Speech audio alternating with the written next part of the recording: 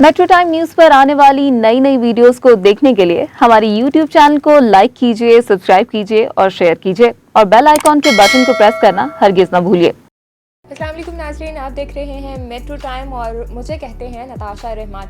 नाजरीन, आज एक नई स्टोरी के साथ हम हाजिर हुए हैं और एक ऐसी स्टोरी है कि एक नौजवान जो कि ख़तरों से खेलते हैं और उनका जो पेशा है वो भी यही है, सांपों से खेलना उनका बचपन से ही शौक़ है और उनका नाम है बाबर नागी। आज हम उनके साथ मौजूद हैं, सांपों को पालते हैं और फिर उनके साथ ही खेलते हैं, उनको अपने साथ ही रखते हैं। बचपन से ही इनका ये शौक़ है। मज़ीद क्या तफसीलात हैं, मज़ीद क्या उनके शौक़ हैं, उन्हीं से ही जानते हैं वो क्या कहते हैं, कब से सांप पाल रहे हैं। अस्सलाम वालेकुम बाबर। वालेकुम सलाम। कैसे हैं आप? अल्हम्दुलिल्लाह ठीक ठाक, आप कैसे हैं? मैं ठीक। बाबर, ये तो एक तो सब बहुत बड़ा है। जब मैं आई थी तो मुझे डर लग रहा था कि अच्छा ये हमें पकड़ ना ले, तो आप इसके साथ खेल रहे हैं, खूब मस्ती कर रहे हैं। जब मैं आई थी तब भी आप इसके साथ खेल रहे थे, तो क्या कहेंगे, कब से शौक़ पैदा हुआ है? शौक़ मेरा ये बचपन से था स्नेक के साथ खेलना, क्योंकि स्नेक्स के बारे में अवेयरनेस नहीं है पाकिस्तान में लोगों को। यहाँ पे सिर्फ सांप को देख के मार दिया जाता है, ये नहीं पता कि सांप कितने कीमती है हम इंसानों के लिए, इंसानी ज़िंदगी के लिए। और 75% स्नेक तो वैसे ही नॉन वेनमस होते हैं, जिनमें ये एक इंडियन रॉक पाइथन आता है जो मेरे पास है, ये बिल्कुल नॉन वेनमस होता है। अगर ये बाइट कर भी ले तो इसका कोई नुकसान नहीं है। और अगर कोई एज अ पेट स्नेक को रखना चाहता तो उसमें बेस्ट पेट स्नेक यही होता है जो कि अपने मालिक को पहचानता भी है और एक बेस्ट लविंग स्नेक है, तो इसलिए ये हमेशा मेरे पास होता है।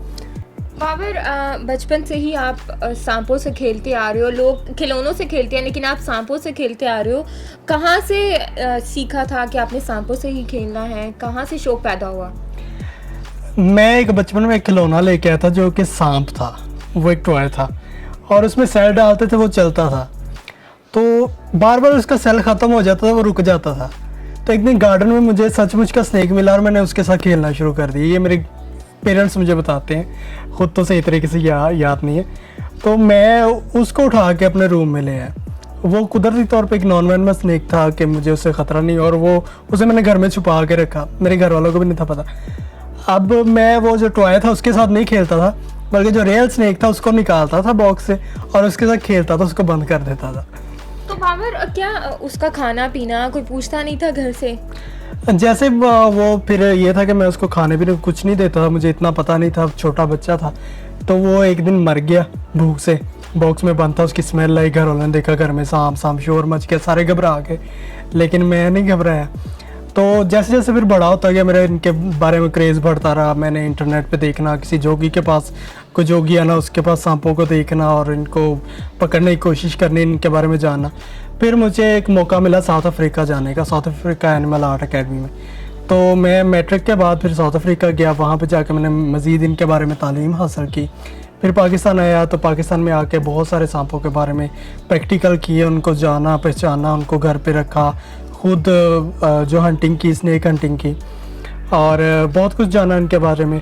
फिर मैंने शोबिज़ में इनको इंट्रोड्यूस करवाया, जो कि मैं स्नेक परफॉर्मेंस करता हूँ सांपों के साथ। तो वो लोगों को बहुत पसंद आई कि एक इंसान जहरीले सांपों के साथ इस तरह कैसे खेलता है। तो बेसिक ये होता है कि सांपों की नेचर को थोड़ा समझना पड़ता है। तो मैं हमेशा लोगों से कहता हूँ कभी भी सांप को मारें मत, क्योंकि आपको शायद पता ना हो कि जो हमारी मेडिसिन है बहुत कीमती है इंसानी ज़िंदगियाँ बचाने के लिए, उनमें से बहुत सारी मेडिसिन में स्नेक का वेनम यूज़ होता है। बिल्कुल ऐसे ही है, उनमें अद्वियात में इस्तेमाल होता है। बिल्कुल, और ये बहुत महंगा है, और ये पाकिस्तान से बाहर से जब आता है ना मेडिसिन आती है, लेकिन पाकिस्तान में इतने स्नेक हैं जिनको मार दिया जाता है, जिनसे हम वेनम हासिल कर सकते हैं, पाकिस्तान में मेडिसिन बना सकते हैं, और मेरे ख्याल से गरीब तबके को फ्री ऑफ कॉस्ट वो मेडिसिन मिल सकती हैं। अच्छा बाबर, मुझे ये बताइएगा, आपने आउट ऑफ कंट्री भी गए, आउट ऑफ सिटीज़ भी गए, पूरे पाकिस्तान में अपने कंपटीशंस में भी पार्टिसिपेट किया हुआ है, जाने का मौका मिलता रहा है, कैसा सारा वो एक्सपीरियंस रहा? बिल्कुल ऐसा ही हुआ, जब के पाकिस्तान से बाहर जाते थे बहुत रिस्पेक्ट मिलती है, यूरोप कंट्रीज़ में जाते हैं, वहाँ तक के वहाँ के इमिग्रेशन वाले वो भी हमारे लिए फ्लावर के बुकेज ले खड़े होते हैं। तो बड़ा अच्छा लगता है, वहाँ का रिस्पॉन्स बड़ा अच्छा मिलता है। मैं कहूँगा कि पाकिस्तान में वो आर्टिस्ट की कदर नहीं है फ़न की जो पाकिस्तान से बाहर है, लेकिन फिर भी अपना वतन जो होता है वो अपना ही होता है। यहाँ पे अपनी चलती है, अपनी मर्ज़ी से इंसान जीता है। तो इसलिए मैं ज़्यादा बाहर रहने को प्रेफर नहीं करता, लेकिन शोज़ वगैरह करता हूँ, आता हूँ। और रही बात बिज़नेस की, तो 2 साल से तकरीबन हम जो कि हमारे शोज़ फ्लॉप हुए, जो शोज़ कर रहे थे वो भी बंद हो गए, लेकिन अल्लाह का शुक्र है किसी का के हाथ नहीं फैलाना पड़ा। लेकिन उम्मीद करते हैं कि इंशाल्लाह नेक्स्ट हालात ठीक हो रहे हैं। बाबर, इनको क्या खिलाते पिलाते हैं? आमतौर पे तो सांप को दूध पिलाया जाता है, तो आप इनको क्या खिलाते पिलाते हैं? दूध सांप के लिए नुकसानदेह होता है। दूध कभी भी सांप को नहीं देना चाहिए। नॉन वेनमस स्नेक होते हैं जिनको थोड़ा बहुत दूध पीते हैं, लेकिन इनको जो ये लाइव हंटिंग करते हैं जिसमें ये रैबिट खाते हैं, ये जो पाइथन है ये रैबिट खाता है, तो इनको रैबिट ला के ज़िंदा इनके आगे छोड़ना पड़ता है। ये खुद उसको हंट करके तो उसको खाता है। और जिसमें दूसरे अगर कोबराज आ जाते हैं तो वो भी उनके लिए भी मुर्गी के चूज़े वगैरह ज़िंदा, इस तरह की चीज़ें, तो यही चीज़ें ये लोग खाते हैं। अच्छा, ये बताइएगा कि आपने जैसे बताया कि कोविड की वजह से बहुत सारी प्रॉब्लम्स आ रही हैं और आपका काम भी बंद हुआ है, तो गवर्नमेंट की जानिब से कोई आपकी हेल्प नहीं की जाती? क्योंकि आपका नाम तो इंटरनेशनल लेवल पे भी है।